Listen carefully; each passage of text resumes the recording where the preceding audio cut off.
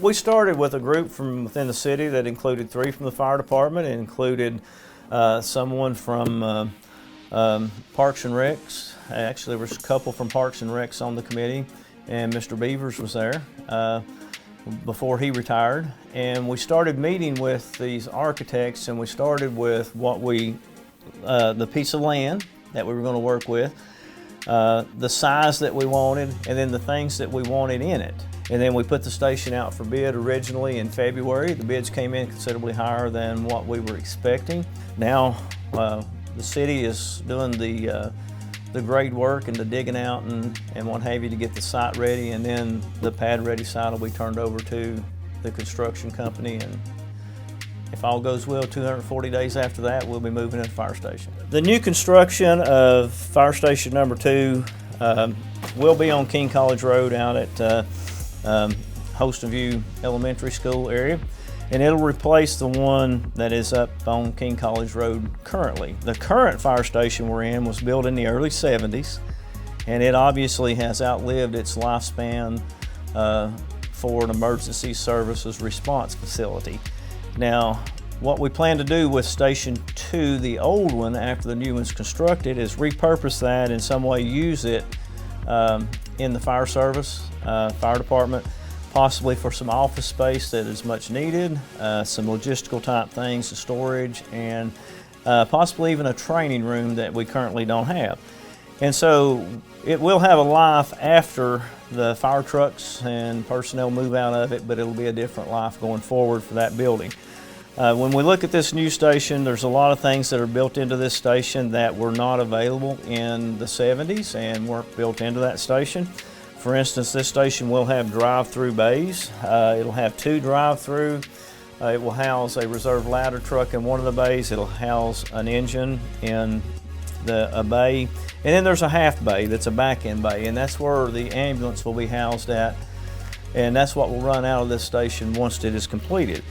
Some other things that we have in this station that we didn't have in the other one is we don't have separate sleeping quarters in the old station. We don't have male-female bathrooms in the old station or showers.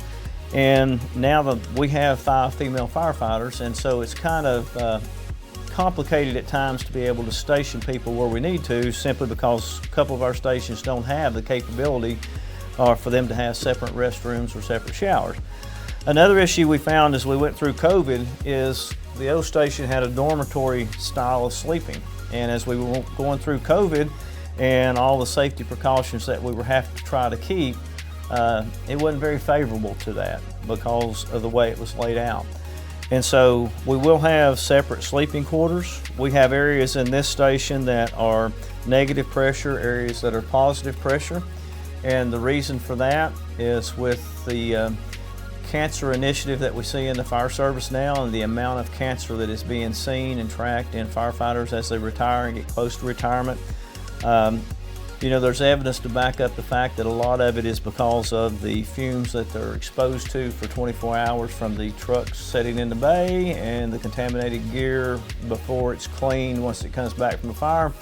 And so this negative pressure, positive pressure concept will allow that to be kept out of what we call the living quarters.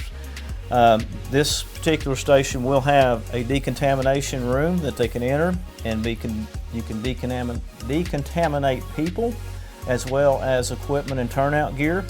And then it has a clean turnout gear room built into it, which allows the gear to be stored in a room that is separate from the apparatus bay. It has that clean room. That room also will serve as a safe room for the personnel working in the station in the event that we have a tornado or severe storm or something coming through. That room would be a safe room that they could seek shelter in until it passes by. Half of that bay where that room and decon room and locker or turnout gear locker room is at is a 2-level. The upper level has an exercise facility. It has a good sized storage area, and it has a mechanical room that's up over top of those 2 rooms. And so again, the exercise room does allow for the firefighters to maintain their physical health while they're on duty during their downtime. And so it's right there in the station where they can actually work out and do the exercise that they need to help promote the good cardiac health. That seems to be such a big issue right now in the fire service. It also has an office built into it. It has a lobby that would allow for anybody off the street that maybe is having a problem to come in and secure themselves in there, and that will be monitored from our dispatch center to where they could send police or what have you to help them if the firefighters happen to be out of the station. So they would be able to seek a safe shelter themselves there while they waited on the help that they needed. And so there's a lot going into this station that are things that are really needed, but are things that weren't available even in the 70s when that station was built. I think it's something that'll serve the citizens of Bristol for probably the next 40 or 50 years, like the last one did. One of the ways that we chose the locations, if you think about where the fire station is currently located there at the intersection of East State and King College, and the city limits goes all the way out to the Virginia line. If you look at the travel distance and the response times to that area that is so far away, this new location for the station is more centrally located in the response area that station covers. And so it should help us with response times to that part of the city that's close to the state line. If you've been by there, you know that they are currently digging.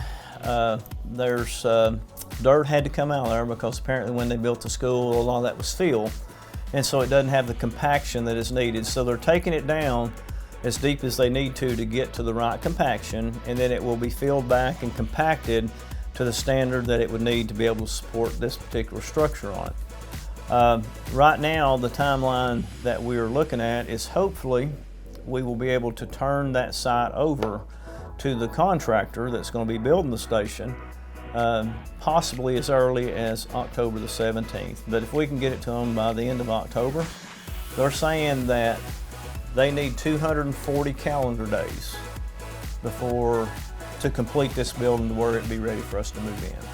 So if we look at that timeline and we're able to keep all that and the supply chain works in our favor, then it's quite possible that we could actually be in that station by July 1st of 2023.